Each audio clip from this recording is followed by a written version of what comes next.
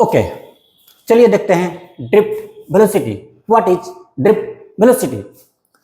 किसी भी कंडक्टर में करंट तभी फ्लो करते हैं जब उसमें इलेक्ट्रॉन मूव करते हैं। किसी भी कंडक्टर में करंट तभी फ्लो करते हैं जब उस कंडक्टर में इलेक्ट्रॉन मूव करते हैं। ओके, तो इलेक्ट्रॉन्स जिस एवरेज वेलोसिटी के साथ कंडक्टर में मूव करते हैं ना, उसी एवरेज वेलोसिटी को इलेक्ट्रॉन का ड्रिफ्ट वेलोसिटी बोला जाता है। ओके, मान लीजिए कोई कंडक्टर है, ये लीजिए, ये एक हमने कंडक्टर बना दिया। मान लीजिए कोई कंडक्टर है, ये एक कंडक्टर है और इस कंडक्टर की लेंथ कितनी है? तो एल है। हमने मान लिया इस कंडक्टर का लेंथ कितनी है? तो एल है। और इस कंडक्टर का एरिया कितना है? तो ए है। इस कंडक्टर का लेंथ एल है एंड इस कंडक्टर का एरिया क्रॉस सेक्शन कितना है? ए है। हमने मान लिया। तो पहले तो इसका डेफिनेशन देख लीजिए। ड्रिफ्ट वेलोसिटी क्या है?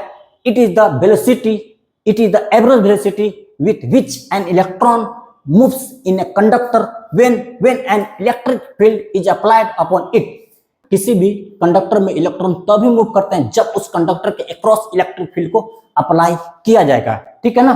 कंडक्टर के अक्रॉस इलेक्ट्रिक फील्ड को अप्लाई किया जाएगा तो क्या होगा? इलेक्ट्रॉन मूव करेंगे और एंड इलेक्ट्रॉन जिस एवरेज वेलोसिटी के साथ मूव करेंगे उसी को हम बोलते हैं drift velocity of the electron.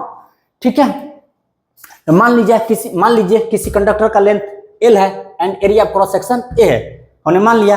तो हमको यदि इस कंडक्टर का वॉल्यूम निकालना हो तो क्या करेंगे? लेंथ में इसके एरिया से मल्टीप्लाई कर देंगे, हमको उस कंडक्टर का वॉल्यूम निकल जाएगी ना। तो वॉल्यूम ऑफ द कंडक्टर कितना हो गया? एल इंटू ए। ठीक है, हमने मान लिया इस कंडक्टर के पर unit volume total number of जो फ्री इलेक्ट्रॉन है ना वो एन है। एन क्या है? Number of free electron per unit volume of the conductor. इस कंडक्टर के पर यूनिट वॉल्यूम में n number of free electron है।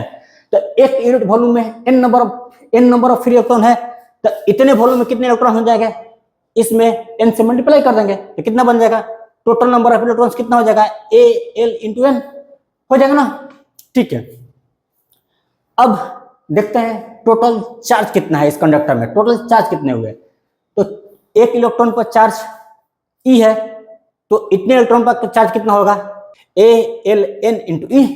यदि एक इलेक्ट्रॉन पर चार्ज कितना होता है? ई होता है। और मेरे पास कितने इलेक्ट्रॉन है? हमारे पास A L N. Total number of electron हमारे पास कितना है? A L N. यदि इस ए एल एन में इससे मल्टीप्लाई कर देंगे तो टोटल चार्ज मिल जाएगा ना। तो देखिए हमने क्या कर दिया, total charge equal to A L N into E. मिल गया टोटल चार्ज। अब क्या करंट देखते हैं, इस कंडक्टर में करंट कितनी फ्लो हो रही है। तो करंट इक्वल टू होता है चार्ज अपॉन टाइम, होता है ना। तो I इक्वल टू क्यू अपन में टी। क्यू कितना है? क्यू क्या है? टोटल चार्ज है ना, चार्ज है, टोटल चार्ज है। तो टोटल चार्ज हमारे पास कितना है? A L N into E. तो हमने लिख दिया A L N into E. Total charge मिल गया हमको। अपॉन में इसको टाइम से डिवाइड कर देते हैं तो A L N E total charge हो गया और इसको टाइम से डिवाइड कर दिया हमने। ठीक है, अब देखिए इस कंडक्टर का लेंथ कितना है? एल है ना। मान लीजिए इलेक्ट्रॉन यहाँ से चलना मूव करना स्टार्ट किया तो कहाँ तक आएगा? यहाँ तक आएगा। एक एंड से चलना स्टार्ट किया दूसरे एंड तक जाएगा। ठीक है ना। तो कंडक्टर इस इलेक्ट्रॉन ने कितने डिस्टेंस ट्रेवल किया? तो एल डिस्टेंस ट्रेवल किया। क्यों? क्योंकि इस कंडक्टर की लेंथ ही एल है। तो इलेक्ट्रॉन ने कितने डिस्टेंस ट्रेवल किया? एल डिस्टेंस ट्रेवल किया। ओके, तो इस इलेक्ट्रॉन के डिस्टेंस में, डिस्टेंस एल में यदि टाइम से डिवाइड कर देंगे तो हमको इलेक्ट्रॉन का वेलोसिटी मिल जाएगा ना। यदि इलेक्ट्रॉन के डिस्टेंस एल में टाइम टी से डिवाइड कर देंगे तो हमको उस इलेक्ट्रॉन का वेलोसिटी मिल जाएगा। यस, मिल जाएगा। एल अपॉन टी क्या बन गया? भी बन गया। एल अपॉन टी क्या बन गया? भी बन गया। तो आई इक्वल टू कितना हो गया पाना? ए एन ई इंटू भी। तो देखिए हमने एल डिस्टेंस को टाइम से डिवाइड कर दिया तो वेलोसिटी ऑफ द इलेक्ट्रॉन मिल गया, जिसको हमने Vd से रिप्रेजेंट कर दिया। Vd क्या है? Drift velocity of the electron. Okay, तो हमारा फॉर्मूला आई इक्वल टू हो गया A N E into Vd। ठीक है, अब Vd बराबर क्या लिखेंगे? I upon A N E. Vd बराबर क्या हो जाएगा? I upon A N E. हो गया ना। यहाँ पर Vd क्या है? Drift velocity of the electron.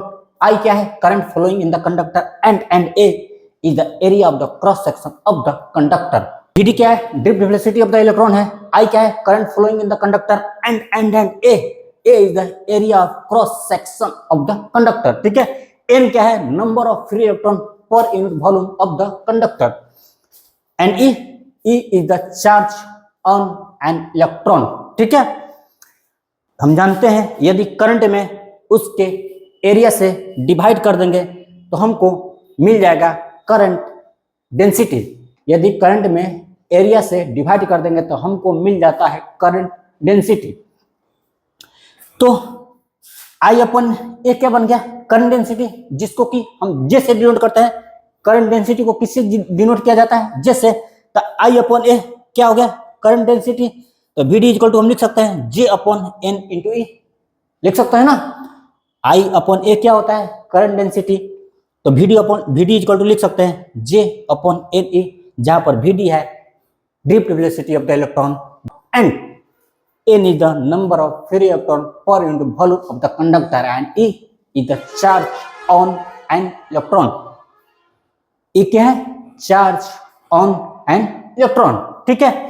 अब देखिए वेलोसिटी एक वेक्टर क्वांटिटी है and current density is also a vector quantity. Velocity एक वेक्टर क्वांटिटी है एंड करंट डेंसिटी भी एक वेक्टर क्वांटिटी है। तो इस फॉर्मूले को वेक्टर फॉर्म में कैसे लिख सकते हैं, बस कुछ नहीं,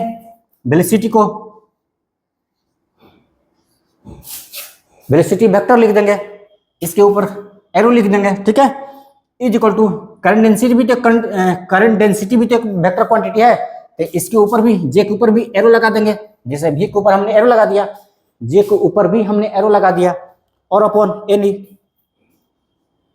ई हो गया वेक्टर फॉर्म ड्रिफ्ट वेलोसिटी का।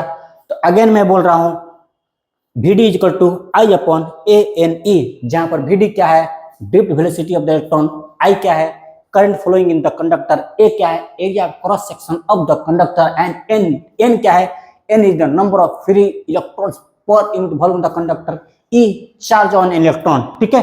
एंड हियर व्हाट इज जे, जे क्या है, current density of the conductor, ठीक है जी। तो ये थी ड्रिफ्ट वेलोसिटी।